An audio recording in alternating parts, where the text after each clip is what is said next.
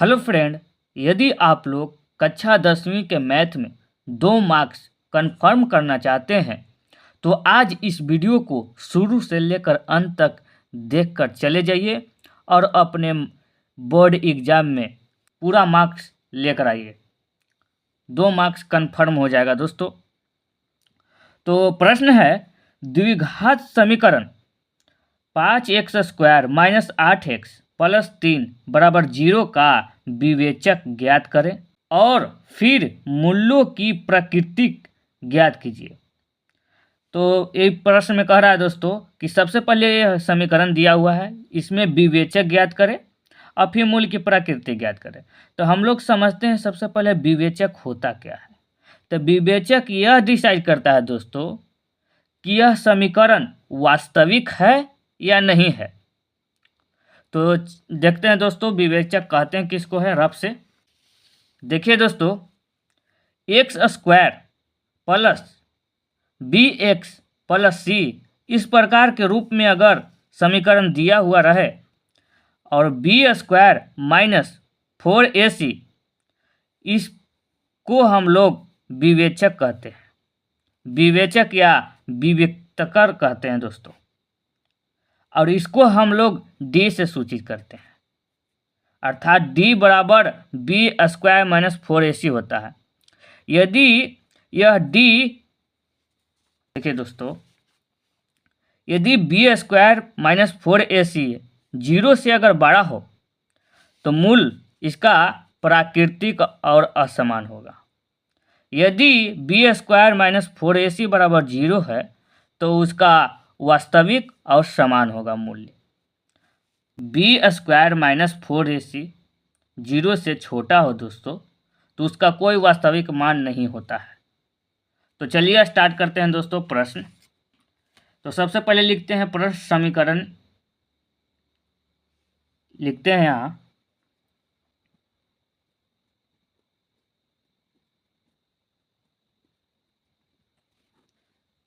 लिख दिए दोस्तों समीकरण। अब इसमें हमको a, b और c का मान ज्ञात करना होगा ताकि हम b² - 4ac पर हम बैठा सकते हैं। तो इसमें हम क्या करेंगे दोस्तों, x² के जो गुणांक में जो यहाँ लिखा रहेगा उसको a कह देते हैं, और जो x के गुणांक में जो रहता है उसको b कह देते हैं, और जो लास्ट में बिना x के लगा हुआ रहता है दोस्तों उसको c कह देते हैं।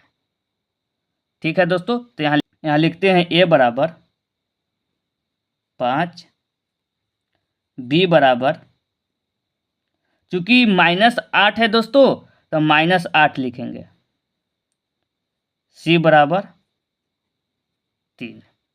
ये लिख दिए दोस्तों, a, b और c का मान ज्ञात कर दिए दोस्तों।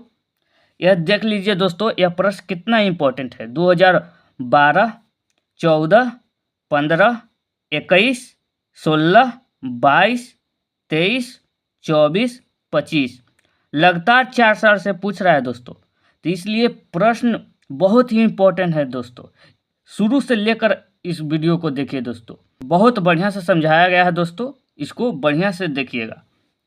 आगे चलते हैं दोस्तों।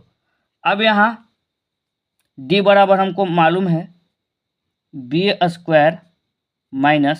4ac, यह विवेचक हो गया दोस्तों, इसको विवेचक कहते हैं। यहाँ लिख देते हैं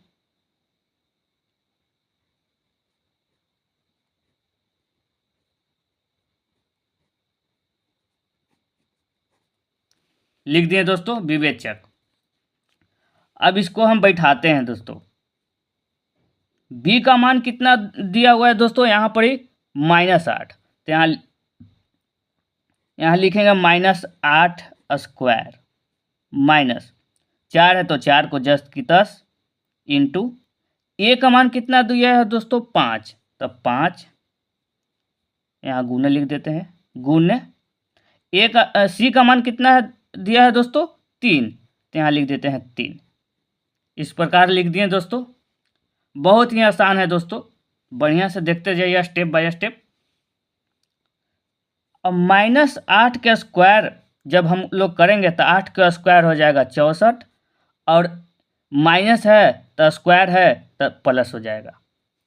64, तो 64 माइनस 4 गुने 5, 4 गुने 5 गुने 3, तो इसको गुना कीजिएगा दोस्तों तो कितना होगा दोस्तों, 5 का 20 और 20 तिहाई 60, तो यहाँ लिख देंगे दोस्तों 60। अब यहाँ देखेंगे दोस्तों 64 और माइनस 60 है, तो इसको घटाएंगे तो 4 आएगा। यहाँ देख लीजिए दोस्तों, -8 स्क्वायर है, तो यहाँ -8 स्क्वायर को इस प्रकार हम लोग तोड़ेंगे दोस्तों। देखिए -8 स्क्वायर है तो -8 गुने -8 दो बार लिख सकते हैं दोस्तों। माइनस गुने माइनस है तो प्लस में हो जाएगा दोस्तों। आई 8 गुने 8 होगा 64, इसलिए यहाँ पर ही लिखे हैं दोस्तों 64। आप लोग समझिएगा, ठीक ना। चलिए 4 हो गया दोस्तों, तो डी बराबर यहाँ चूंकि लिखेंगे, चूंकि डी ग्रेटर देन 0, अर्थात 0 से डी का वैल्यू अधिक है। यहाँ देखिए दोस्तों, जब बी स्क्वायर माइनस 4ac 0 से बड़ा हो दोस्तों, तो इसका मूल वास्तविक और असमान होगा दोस्तों। तो यहाँ लिखेंगे दोस्तों कि डी 0 से बड़ा है, इसलिए दोस्तों यहाँ लिख देंगे दोस्तों कि दोनों मूल वास्तविक और असमान होंगे।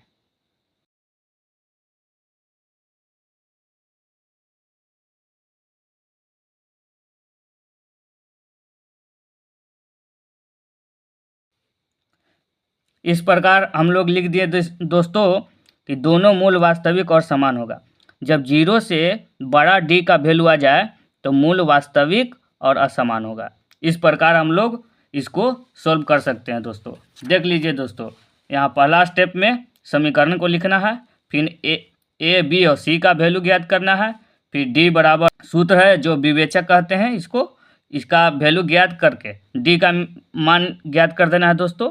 और डी का मान ज्ञात करने पर यहाँ पर देखेंगे कि 0 से बड़ा है या छोटा, तो देख रहे हैं कि 0 से बड़ा है 4, तो 4 बड़ा है। चूँकि डी अधिक है, 0 से अधिक है, इसलिए दोनों मूल वास्तविक और असमान होगा। इस प्रकार हम लोग सॉल्व कर सकते हैं दोस्तों। तो वीडियो अच्छा लगा हो तो वीडियो को लाइक, शेयर और सब्सक्राइब कर दीजिएगा दोस्तों। धन्यवाद।